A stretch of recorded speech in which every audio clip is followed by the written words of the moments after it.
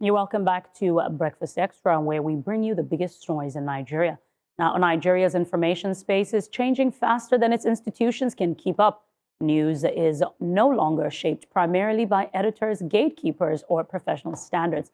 Increasingly, it is shaped by algorithms designed thousands of miles away, programmed to reward speed, emotion, and engagements.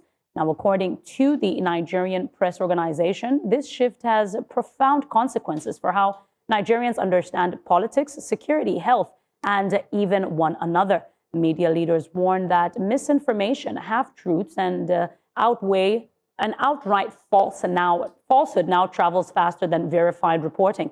The stories that provoke anger and fear are amplified, like that jet story, while a nuanced journalism struggles for visibility. Absolutely. So the NPO, they argue that Nigerian media operates under strict legal and ethical frameworks, while global digital platforms face little local accountability despite their influence. Now, this imbalance, they say, weakens journalism and places national discourse at the mercy of opaque systems Nigerians cannot question or audit.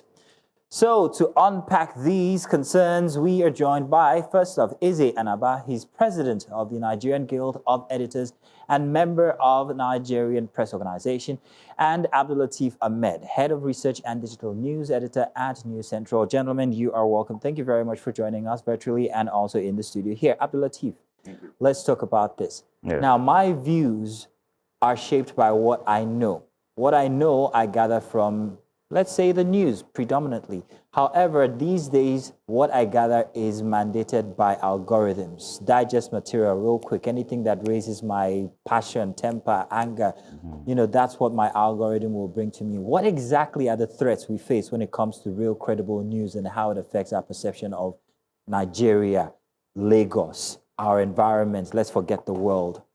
So generally, a lot of Nigerians are, eager to be the first to say it, get an idea and break it, get the news and break it.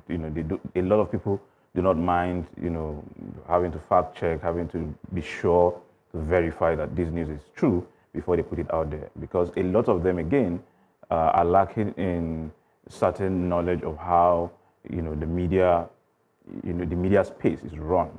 What they do is to say, you know what, I could trend with this thing. I could get a lot of eyeballs. I could get a lot of shares. I could get a lot of comments with this, and then they run with it. Again, because of low media literacy, people do things that they feel are harmless, at least to them and their families.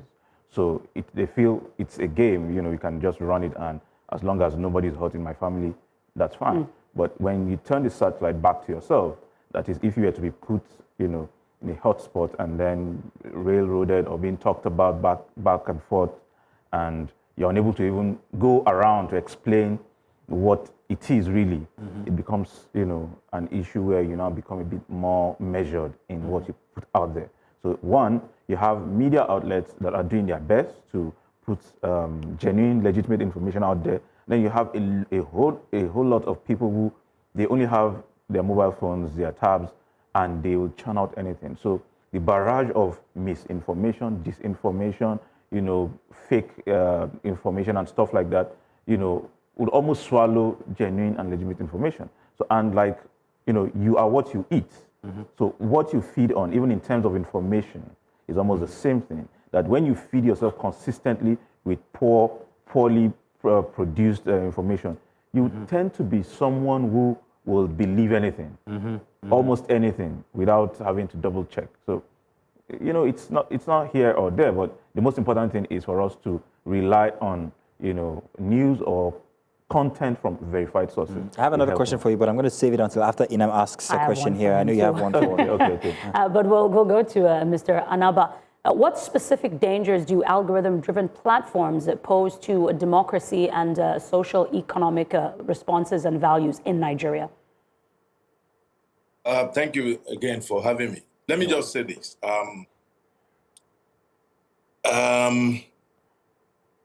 The way algorithms have invaded or dominate our media space did not just start suddenly. It was came in progressively and somehow. Now, increasingly seizing our media space without us paying too much attention. Now, let me start this. Some years back, Google, one of the big techs, used to pay online news platforms a lot of money. They call it AdSense. Then suddenly, things changed. They changed the algorithms, money reduced drastically, and they still use our content without paying commensurate fee. But that is not the big danger. Now, to your question. The other gentleman talked about misinformation. Very, very true. The narratives driven by algorithms undermine democracy in ways that are not healthy for our democracy, for instance. And let me try to unpack it a little. Mm-hmm. Let's talk about this electoral act, which is now dominating public discussion. Algorithms can give you a narrative that will fuel anger, that will distort information in a way that will lead to disinformation. I'm not even talking about misinformation now. Disinformation, deliberately misleading people, provoking anger, provoking unrest, which is gaining momentum. Mm-hmm. We have our security challenges. Algorithm-driven stories, for instance, will undermine the public space. Mr. Anaba, Mr. Anaba, yes. Before you finish what you're saying, I would like you to first of all define for us exactly what algorithm-driven stories are, and whether this is not a cue for our traditional journalists or traditional journalism to actually change, because it seems sensation wins the day. Mm-hmm. If I want a story to actually be caught by algorithm, I'll make sure that it's sensational. Sensational stories are not often good, great, happy stories. They're bad, poor, terrorists, killings, all of that, people being robbed. So what does it behoove the journalist himself if he wants to balance this algorithm-driven versus traditional journalism seesaw? Yeah, let me give you algorithm-driven stories. Stories initiated by Meta, Facebook, TikTok, Google, and even the big TV stations like CNN. They also have their own algorithm space. So they have this technological-driven initiative that drive narrative according to our preferences. For instance, what you click every day, these algorithms know your preference. They say, okay, they will know that you prefer reading political stories. They will give you the type of political stories that would titillate you in a way that will engage you. It will seize you, and you see them as truth. I'll give you a classic example of what happened to me personally. Mm-hmm. I was in Morocco in December to watch AFCON. While there, Vanguard Online, from a story written by Reuters, published that infrastructure, declining gate fees, people are not interested in AFCON, and all that. So my attention was drawn to it by a colleague of mine. And the fellow asked me, is this true? And I said, this Morocco that I'm in, Morocco, I've traveled a bit. Morocco is more better than in terms of infrastructure. Most European countries that I've visited. So I had to call my online to and I said, look, this is not true. That is how this guy shaped narrative. That Africa can never do good. We can never organize ourselves. Morocco was a success story, shorn of what happened at the final. But I was there. I saw the infrastructure. I saw the incredible roads, incredible stadia, incredible infrastructure. Incredible, and I'm saying incredible by African standard. But the narrative by algorithms, just go and check that people are not interested. That's one of the classical examples I can give you of how it's a great example. It's a great example, and in a minute I'm going to be bringing one suggestion for an example that we should take a look at. It has something to do with the Nigeria-U.S. relationship, but I'm sure Inam has a question here. Yeah, I mean, I think I need enlightenment. Sir, I'm trying to get you to help me understand the difference between algorithm-driven reports and propaganda. I think that's one for Abdulateef. I think I'll bring it to you. Abdulateef, can you help me understand the difference between an algorithm-driven story and propaganda? Because I mean, on my part, if I am interested in politics, I'm going to click on it, and of course, the algorithm is modified according to my preference, right? Yeah. So it's generally going to generate things that I am interested in. I'm trying to gauge the difference between propaganda and having false news pop up on my feed, as opposed to having news that I'm interested in on my feed. Yeah, so generally speaking, when you use a platform, it observes your behavior and sees that, okay, it seems that you prefer to engage the content in the mornings or at a certain pattern, probably after work time. So it populates your space with what it thinks that you need. Those are algorithm-driven stories. Sometimes they are shaped by your preferences. So if on a daily basis, what you click on are religious content, it will keep popping up with religious content. Now, and if I'm not a Trump fan and I click on and I like stuff that are not to his disadvantage, I'll continue to get that kind of. So unless you are broad-minded to say, you know what, I may be tilted in this direction, this may be my interest, but because I want to be unbiased, I will therefore click on this side and this side in order to be able to. You have to be intentional. Intentional. That is one. Two, propaganda is just content that are intended to mislead you, force you into a certain narrow perception, or force it into a perception that should be, assumed to be true. Ahead of the Iraq war, U.S.-Iraq war, the United States fed the entire world with an oversupply of propaganda, something almost no one could bend. You couldn't hide away from radio or TV or internet. Therefore, you were being force-fed with information that you didn't have alternatives from. For example, we didn't have alternative news sources from Iraq. A lot of people do not understand Arabic in this part of the world. So you will be left with what comes from Washington. You'll be left with what comes from the West. But if you're an intentional journalist or an intentional human who wants to, weigh the issues and say, okay, you know what, this is coming from the West. Let me see what is coming from the East. Contents from China, Iran, Iraq, or say Russia, where you know that, okay, they are somehow, will I say diametrically, or will I say they are opposed somehow in the way they look at things, East and West.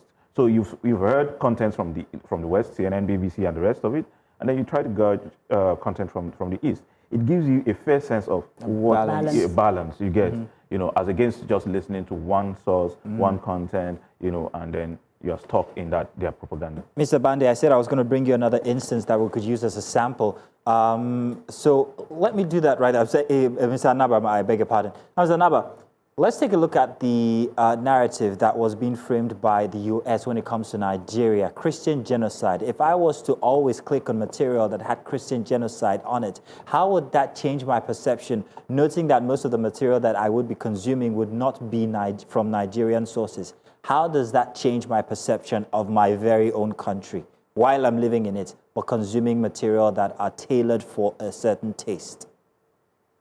Well, you raise a very sensitive issue. If you were based in the US and you just published a Benue story, most of the people that have been killed in Benue are Christians. If you read about Kaduna most of the people that were kidnapped in Kaduna, Christians. Now, if an algorithm-driven narrative, for instance, from the US, compiles the number of killed Christians in Benue, in Kaduna, and which other state now? Kwara. Kwara. You will be correct. But here in Nigeria, we know that the killings have been indiscriminate and that it will not be fair to drive the narrative that it's strictly genocide. There's a little difference there. So in the US, you might be correct to say, it's only Christians that they are killing, if you hear the numbers. But those of us in Nigeria know that these animals are killing everybody as long as it concerns land. All right, Mr. Okay? Anaba. Yes, that's very clear. That's very clear.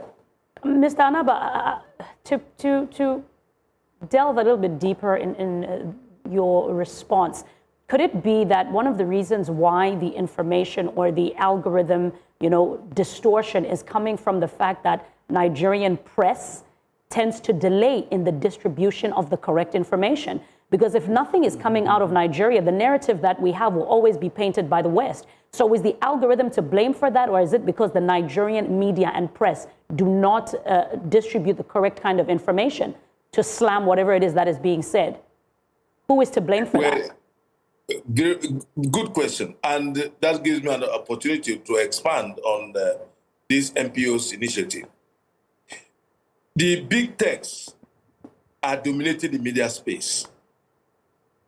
I started earlier by telling you the huge dollars we used to earn online from our online earnings. It was called AdSense. Then gradually the thing diminished to almost zero.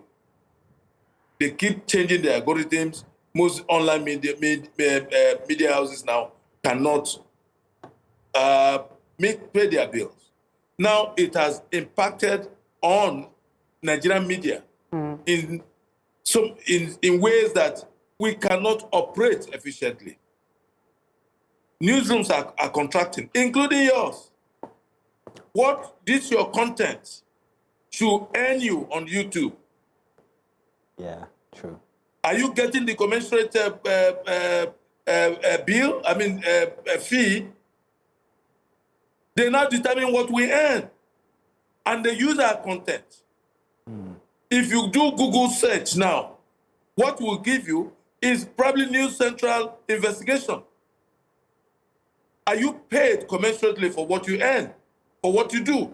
The answer is zero, almost nothing. Newsrooms are shrinking. We cannot pay our bills. Investigations cannot be done. Mr. Anaba, you're painting a grim picture of what how it affects. Yes, I'm answering Inam's question. Yeah. Please permit, let me expand. Okay, go ahead, please. Now, in South Africa recently, the State Commission of Inquiry ruled that the big techs should now start paying commensurate wages, bills for the local content they use. In Europe, the same thing is applying now, that the monopolistic tendencies of the big tech, they should pay journalists. I'm talking about Europe. In Australia, the big techs are now paying hugely for local content. So, to answer your question, if the big techs, and I'm talking about Google, the Meta, TikTok, and all that, they have all the technology to get to you first. While the local media is shrinking, struggling to survive, the big techs are using our content, they're expanding, they can get to you first. You click your phone, you open your phone, it's their content you will see before ours get there. they have the sophistication, they have the technological wherewithal to do whatever they want to do. So that's why we are complaining. I mean, to a certain extent, I do agree with the fact that, yes, the probability of them reaching my attention first is there. I agree with you on that. But I think where I feel like you may not necessarily have answered my question is in that I am in Nigeria.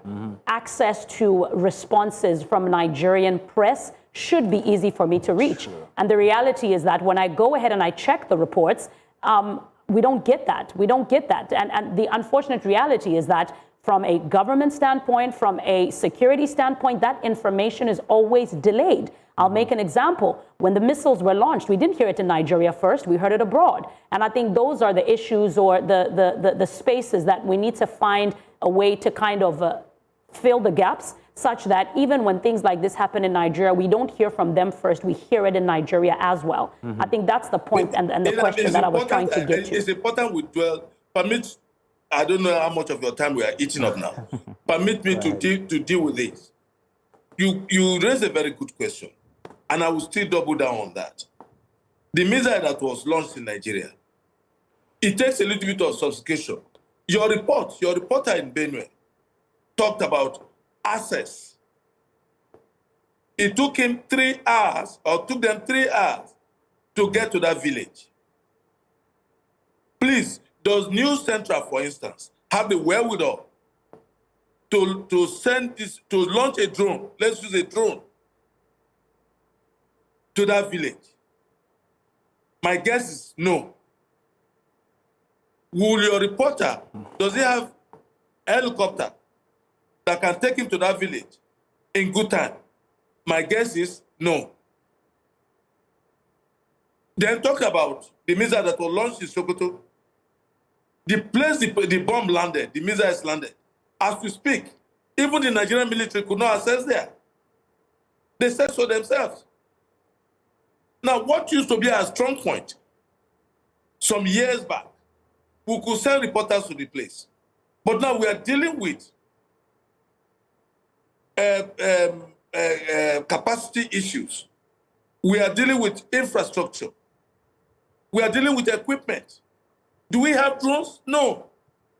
But I guess that if we have the resources due us, if News Central, I'm using News Central as an example now, if News Central has the resources due it could launch a drone to that village. It could launch a drone to where the missiles landed in Sokoto. So that is part of what we are campaigning against. If our content, we did not just arrive here today. And I said earlier at the beginning, the thing started gradually some years back. And now we are gradually being consumed by it. That's why we are shouting that, look, if we continue like this, News Central will now depend on big tech, news Meta, or Google, or TikTok for its news on Nigeria.